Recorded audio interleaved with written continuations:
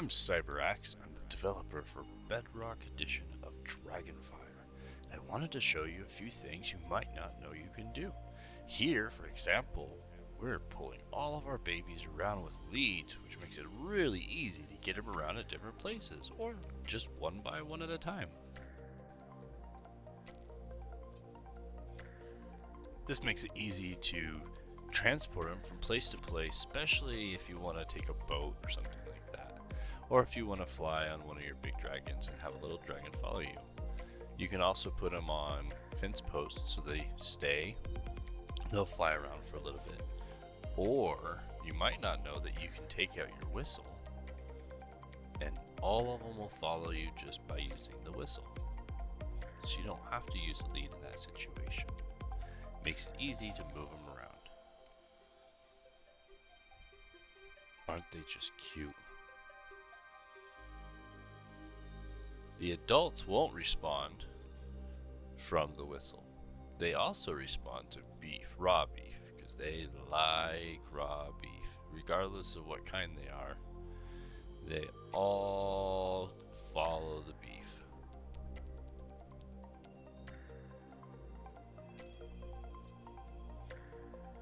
If you click them, they tell you what they're hungry for.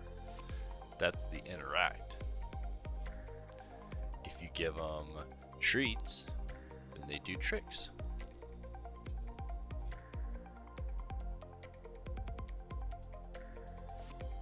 I think we have 5 different tricks they do. Play dead, roll over, backflip, beg, and then you got the whistle. The next thing I wanted to show is combat on the adult dragons. It seems like some people struggle to figure out how to do the fireball and how to do the self-defense. So here we're all set up with a dragon and some monsters. A lot of times in this situation, you would get off or you'd fly away. But instead, if you left click or attack your own dragon, he will self-defend himself when he's landed. So he'll do an area attack and he'll help you defend yourself. At the same time, you can see on the side of the screen that he's providing you with fire protection. He's also providing you with regeneration to your health. And he's giving you a little bit of speed, which changes the view on the screen so you can see a little bit wider. So you can see all those monsters around you. Then we can fly off. And we took care of all of those guys just from the defensive attack. But here we have the fireball. Each dragon comes with a fireball. If you put it in your inventory slot and interact with it, then you can shoot the fireball. Now be careful because it does do damage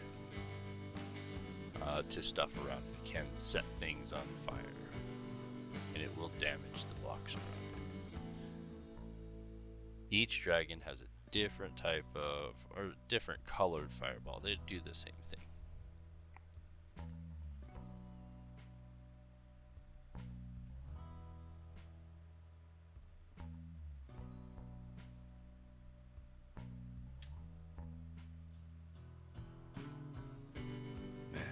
Turned out really good. Now you see that green block there that just spawned. Each of the different dragons spawns a different block, and if you mine that block and feed it to them, they'll trade you a resource. A lot of times that resource is related to the type of dragon that you're trading it with. While you're off the dragon, you can also hit him and he'll do his area attack, and he provides you health and fire protection. So you can see here I killed the zombie by hitting the dragon. You're not hitting him, you're just telling him you need help. Hey, defend me. Now if things get really scary, you can always just hide in a hole and have him stand over you and protect you. He'll take care of it.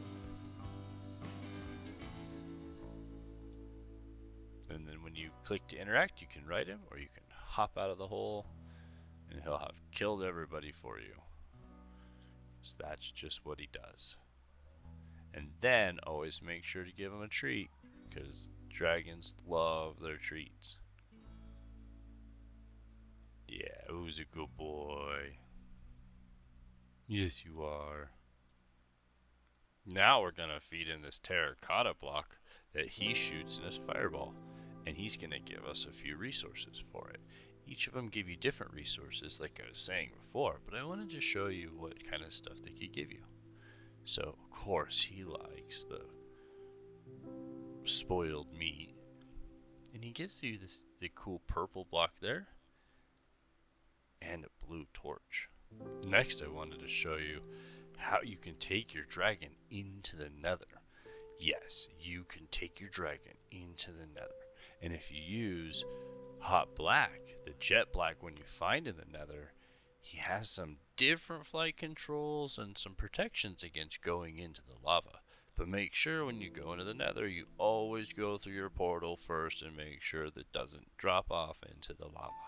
While other dragons don't mind lava and they'll fly through it, Hot Black will hover above it and keep you from getting burned, which is really nice when you're in the Nether or the Endworld.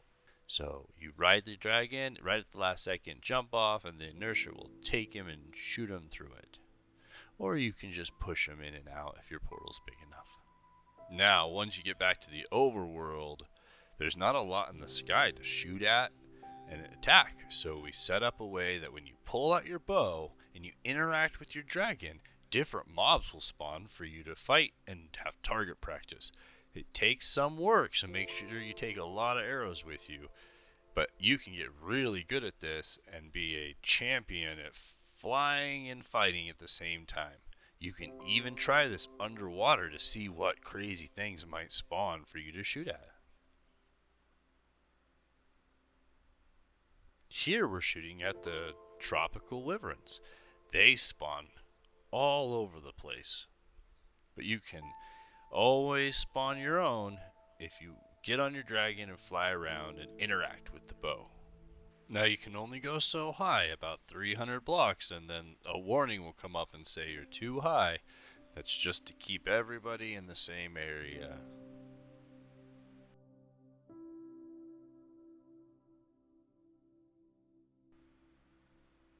You can also use your dragon attack while you're flying to attack them as well.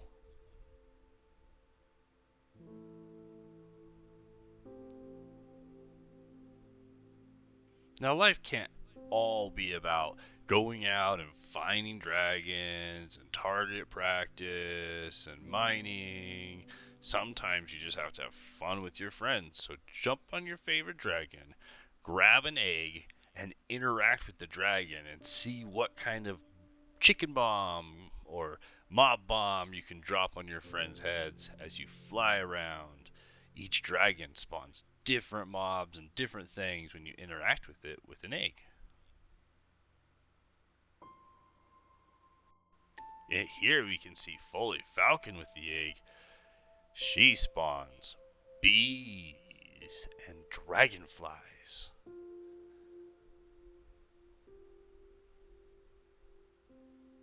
So having a hard time finding some bees, jump on Foley Falcon with an egg and you can pop some out and get that honey going.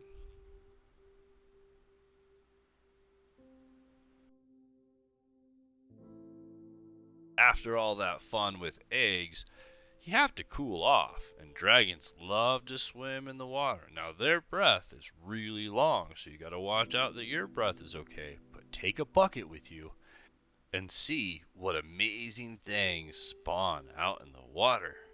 It's a great adventure to take your friends and go find out what's out in the oceans. Find their sharks.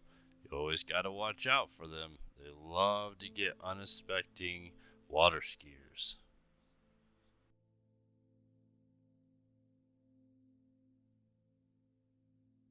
After playing in the water, let's head back to the main area of the city. Have you ever noticed that it's always clear? It never rains in the city, even if you try to tell it to. Well, if you like rain, you might want to turn off our anti-rain system. We felt like it rained a little too much, so we put in a box that you can just go up and destroy or turn off, and it'll allow the rain to happen. It's located on top of the hatchery, and if you take your delete tool you got in the furniture store or give yourself one, you can interact with it and delete it that way. You can always spawn one back if you need one, but this is what keeps the rain from happening on the main island. Now that we've deleted it, we can go back to the city and call in the rain, and now we have rain.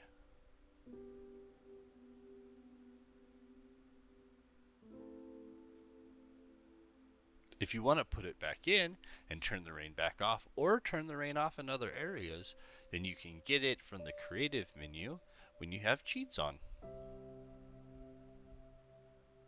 This is also how the fireworks are done in the castle area. There's a firework transmitter up in the tower somewhere that I'll let you find. You can spawn that in other areas if you'd like to have fireworks over your house maybe, and the fireworks turn on at night. There's two different ones. You can have one that just auto turns on, or one that you click the button and it turns on when you click the button, so you could have a fireworks show during the day.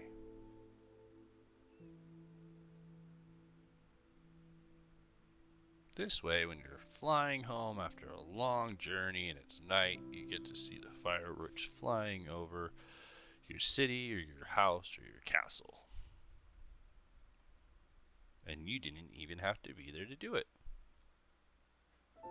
Incredibly, these even work in the Nether. You can take one of these smart home fireworks, take it to the Nether, and have fireworks in the Nether. Now, you have to have enough space. You can't just take it into a small room. But if the room is big enough, you get your fireworks show, even in different places. What about the end? I don't know, you might have to try it. Now, I know what you're saying. You have all your friends together, you have fireworks. What's fireworks without volleyball? So here you go. We've got all your friends together, and you just serve that volleyball over by interacting with it. You can click it to lift it up off the ground, and then wherever you hit it is the way it's going to go. Now I know what you're saying, but Cyrex, I don't know how to play volleyball. Well, what about frisbee golf? Can you play frisbee golf? How about frisbee golf in the Nether with your friends?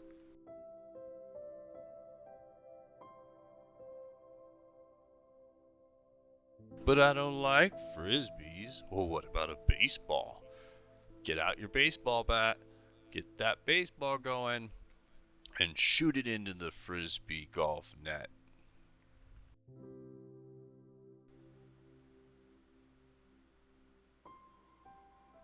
Goal! Now that you know how to play, you can get the nets in creative or buy them from the vendor and put them wherever you want. You want to go play in the end? You want to play in the overworld? Take the nets and place them where you want to make it as easy as hard for your friends to play.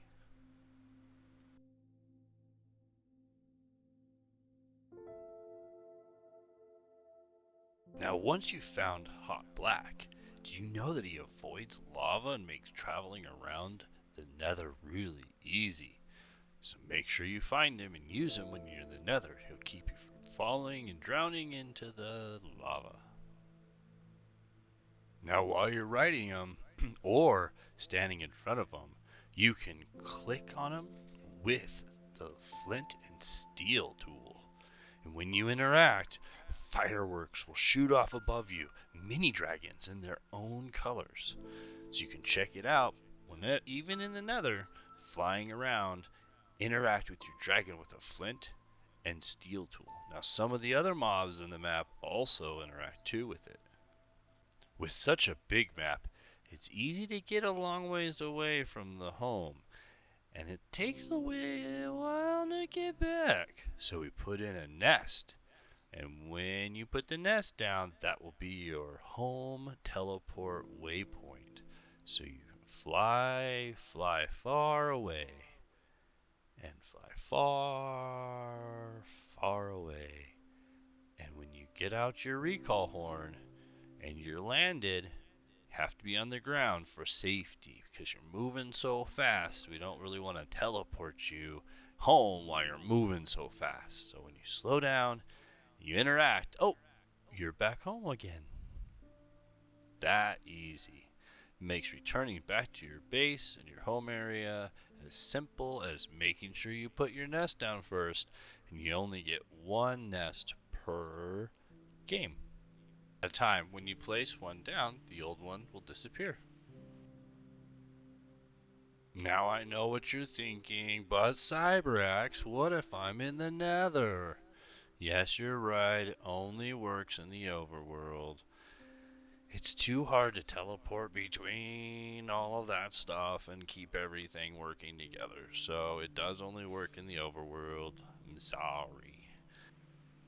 Now, that's not all of them. There's more to come in another video, but that's a lot of the things you can do in DragonFire that you might not know of.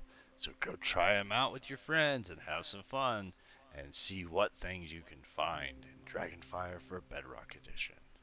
Developed by Outlandishly Crafted and me, CyberAxe. Thank you for watching. Check out other videos.